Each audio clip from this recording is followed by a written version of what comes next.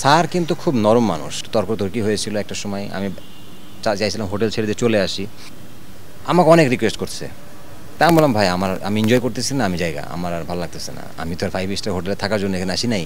তো নাফিজা আপু আমাকে একদিন বলছে যে চিটাগংয়ে যে সেম জিনিসটা হয়েছে মাশরাফি ভাইয়ের ক্ষেত্রে, সেম জিনিস হয়েছে তামিমের ক্ষেত্রে। তার আগে মাশরাফি ভাই একবার শুনলাম হোটেল ছেড়ে চলে যাচ্ছে, তামিম আমারে বলেছিল যে দোস্ত তুই ক্যাপ্টেন্সি কর, যখন স্টিভেন স্মিথ চলে গেল তার আগে কিন্তু প্রত্যেকটা প্লেয়ারের রুমে রুমে গেছে ক্যাপ্টেন্সি দেওয়ার জন্য, মোহাম্মদ নবীর রুমে গেছে, এ রুমে গেছে, ও রুমে গেছে, কেউ নিতে চায় নাই। হ্যাঁ, বাসাতে অলরেডি চলে এসেছিল, পরে ওখান থেকে অনেক রিকোয়েস্ট করার পরে আবার বাসার থেকে মাশরাফি ভাই হোটেলে এই মাঠে আসে। কুমিল্লাতে যে বছর আমি খেলেছিলাম সে বছর আমি কিন্তু ভালো খেলেছিলাম, আমি স্টার্ট করেছিলাম বিফোর লাস্ট ইয়ার। সো ওখানে আমি 2টা 50 করেছিলাম, তারপরে ইনজুরি হলো, ইনজুরির থেকে কামব্যাক করার পরে আসলে ম্যানেজমেন্ট থেকে শুরু করে সবাই দেখলাম যে আমার সাথে একটু ডিফারেন্ট মানে ওয়েতে কথাবার্তা বলছে, যার জন্য হয়তোবা আমিও তখনই চিন্তা করলাম যে আসলে আমি যে টিমটাকে 7 বছর মানে দেখেছি, 7 বছর পরে এসে যখন এই মানে মানে আজকের ওই টিম আমার সাথে যে করছে মানে কথাবার্তা বলতেছে বা আমার বিহেভটা করতেছে, এটা আমি নিতে পারতেছিলাম না, যার জন্য দেখবেন যে কুমিল্লাতে আমি লাস্টের দিকে ম্যাচও খেলি নাই, আমি বসেছিলাম। সো এই দুইটা বছরের মানে পারিপার্শ্বিকতা আমার দেখে না আমার আসলে অনেক কিছু মানে রিয়েলাইজেশন হয়েছে যে আসলে দেশের ক্রিকেট কোথায় আছে এবং আমার কি করা উচিত।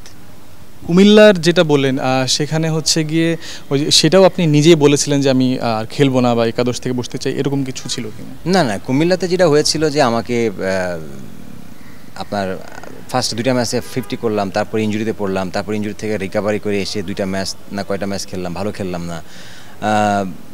মানে এই ডিউরিং ইনজুরি টাইমেও আমাকে যেভাবে আমার সাথে মানে কথাবার্তা বলা হয়েছে বা আমাকে ট্রিট করা হয়েছে, আমার কাছে জিনিসটা খুবই মানে সারপ্রাইজিং লাগতেছিল যে এই টিমে একসময় আমি ক্যাপ্টেন ছিলাম, এই টিমে আমি এত বছর ওন করলাম, এই টিমটা যখন আজকে আমার সাথে এরকম করবে দ্যাট মিনস আমার কাছে খুব স্বাভাবিক মনে হয় নাই। আমার কাছে আমার রেসপেক্ট আমার মানে সম্মানে খুব লেগেছিল। আমি বললাম না, আমি লাস্টে এটাও বলেছিলাম যে ভাই আমাকে আপনারা নেক্সট টাইম আর নিয়েন না, বিকজ আমি এইভাবে ক্রিকেট খেলতে চাই না। আমি আইদার যদি পারফর্ম না করি আমি চলে যাব, পারফর্ম করলে আমি মাঠে এইভাবেই ক্রিকেট খেলতে চাই। সো তারপর তো কুমিল্লা চলে গেল, নেক্সট আর একটা টিম আসলো, আর একটা টিমে চান্স পেলাম। তো ওভারঅল আপনি পুরো লাস্ট ইয়ারের বিপিএল থেকে শুরু করে আপনি দেখছেন যে জিনিসগুলো হয়েছে আমার কাছে একদমই ভালো মনে হয় যে নট মানে সেই স্ট্যান্ডার্ড অফ ক্রিকেট। এজন্য আমিও ডিসাইড করেছিলাম যে না, এইভাবে খেলার থেকে অস্ট্রেলিয়াতে খেলাটাই বেটার আমি মনে করি। কুমিল্লার ওই কথাটা যদি বলি, ম্যানেজমেন্টের কথা যেহেতু আপনি বলেছেন, চলো পুরাই খুশি নতুনের সাথে তুলে নিয়ে চিল হবে রিফ্রেশিং মুডে, চিয়ার আপ চলো উড়াই খুশি করতে পারি। না দেখেন, স্যার কিন্তু খুব নরম মানুষ, মানে ওনাকে আমি যতটুকু চিনি মানে ওনার সাথে আমার খুব ফ্রেন্ডলি রিলেশন ছিল, সব কিছু খুব মানে ছিল। আসলে এখানে কিছু জিনিস আছে যে তৃতীয় কোনো পক্ষ থাকে, যে পক্ষগুলো দেখবেন সবসময় রিলেশনের ভিতরে গ্যাঞ্জাম বাঁধায়। তারা কারা? আমাদের ইন বিটুইন ম্যানেজমেন্ট বা প্লেয়ার এই টাইপের মানুষই ছিল, যারা আমি একটা কথা বলছি এই কথাটারে আরও সুন্দরভাবে মানে মডিফাই করে স্যারের কাছে গিয়ে বলছে, অথচ স্যারকে আমি এসব কথা বলি না। হ্যাঁ, আবার স্যার একটা কথা বলতেছে, আমি অলওয়েজ স্যারকে রেসপেক্ট করি, আর ওই জিনিসটা আবার আমার কাছে এসে করতেছে। তো সব মিলিয়ে মানে যখন আপনি একটা মানে টুর্নামেন্ট খেলবেন, আপনি খেলতে খেলতে যখন ড্রপ হয়ে যাবেন তখন কিন্তু অনেক কিছু নেওয়া যায় না, সম্ভব হয় না, এটা নেওয়াটা কঠিন। তো একটা সময় আমি ওনাদেরকে বললাম যে মানে আপনারা আমার সাথে এরকম কেন করতেছেন। ওনারা আমার সাথে একটা সময় দেখলাম যে খুব মানে মিসবিহেভ করার মতো একটা অ্যাটিটিউড করছে, যার জন্য আমার সাথে একটু তর্কতর্কি হয়েছিল একটা সময়। আমি চাইছিলাম হোটেল ছেড়ে দিয়ে চলে আসি, এটা আমি আপনাকে কথাটা বললাম। বাট আসলে এইটা ওই সময় উচিত না যে আপনি একটা প্লেয়ারকে রেসপেক্ট না করতে পারেন, বাট ডিসরেসপেক্ট আপনার করা কোনো রাইট নাই। সো এই আর কি মানে যেটা হয়েছিল। স্যারের সাথে আমার পার্সোনাল কোনো প্রবলেম নাই, স্যারের সাথে আমার বহুতবার দেখা হয়েছে, তারপরে স্যারের সাথে কথা হয়েছে, এটা নিয়ে কোনো সমস্যা নেই। যে সময় এই ঘটনাবশত আপনি হোটেল ছেড়ে চলে আসার সিদ্ধান্ত নিলেন, সেটা দলকে জানানো কিংবা আসলে চলে আসার মতো অবস্থা বের হয়ে আসে এরকম হয়েছিল কিনা, বা তারপরে কি ঘটনা, কে আটকেছে, কে সামাল দিয়েছে ঘটনাগুলো? এটা সর্বপ্রথম ধন্যবাদ দিব হচ্ছে আমাদের ফিজিও ছিল সজল ভাই।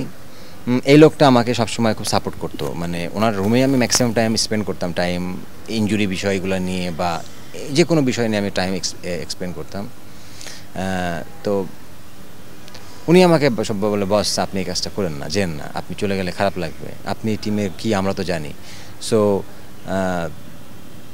আমাকে অনেক রিকোয়েস্ট করছে। তা আমি বললাম ভাই আমি এনজয় করতেছি না, আমি জায়গা আমার আর ভালো লাগতেছে না, আমি তো আর 5 স্টার হোটেলে থাকার জন্য এখানে আসি নাই। সো আমি লাইফে বহুত 5 স্টার হোটেলে স্পেন্ড করেছি টাইম, আমার বাসায় যাই, বাসায় সময় কাটাই। আমি বললাম যে না ভাই আর কয়টা দিন আসছে থাকেন, আমার মনে হয় যে আমরা একসাথে এই সিজনটা শেষ করি। তো ওভারঅল ওনার ওই রিকোয়েস্ট বলেন সব কিছু চিন্তা করে দেখলাম যে না এই মানুষটা তো অন্তত আমাকে মূল্যায়নটা করছে। তারপরে আমি বললাম ঠিক আছে আর কয়টা দিন চোখ কান বন্ধ রেখে আমি পার করে দিই। তো ওই সময়ে মালিক পক্ষের দিক থেকে কি ভূমিকা ছিল আপনার প্রতি?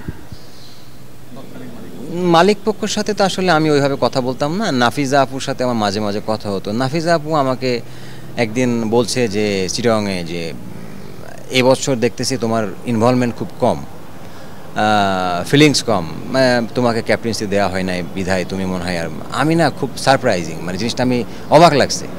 আপনি জিজ্ঞেস করবেন যদি কখনো সালাউদ্দিন স্যারের সাথে আপনার কথা হয়, during match, before match, during practice, আমি অলওয়েজ স্যারের সাথে আমি বলছি স্যার কী করলে টিমটা ভালো হয়, কী করলে টিমটাকে এবছর চ্যাম্পিয়ন করানো যায়, আমি সবসময় স্যারের সাথে এরকম প্ল্যানিং করতাম।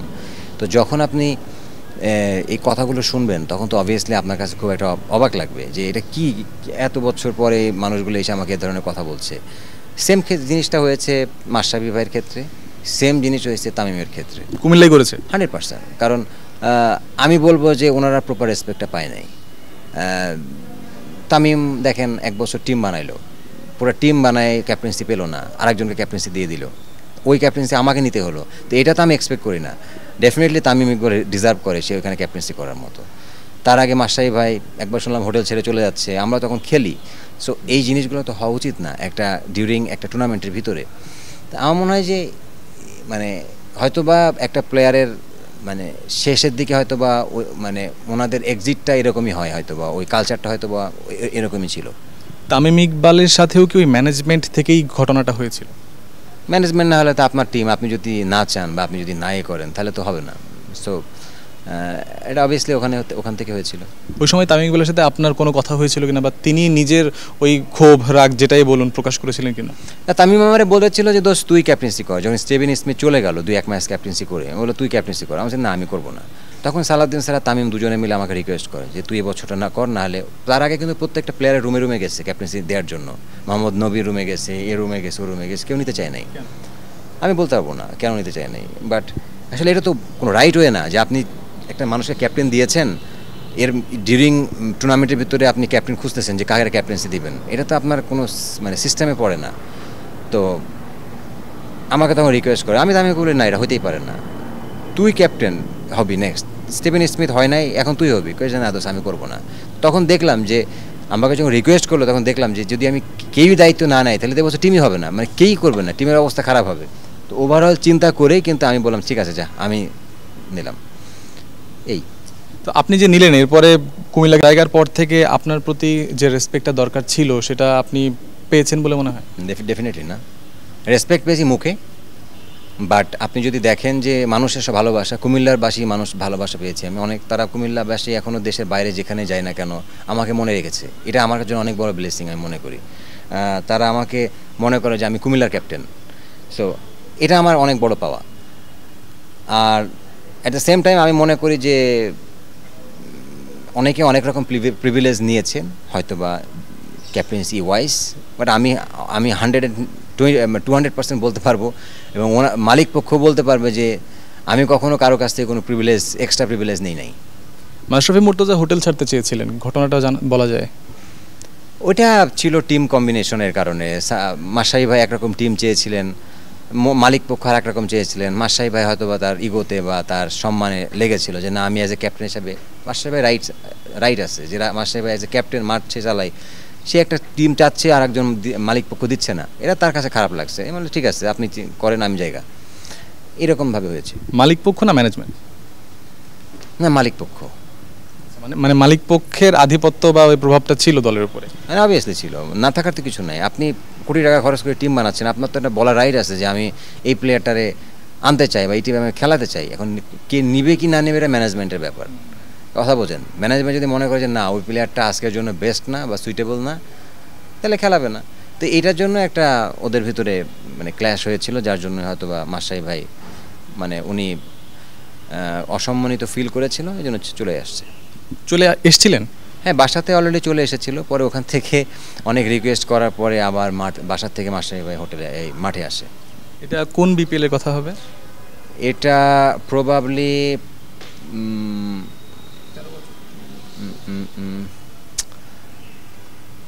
ওই সময় বাবুল ভাই কোচ ছিলেন, আমি এক্স্যাক্টলি সালটা মনে নেই, বাট বাবুল ভাই কোচ ছিলেন, আমার এটা মনে আছে।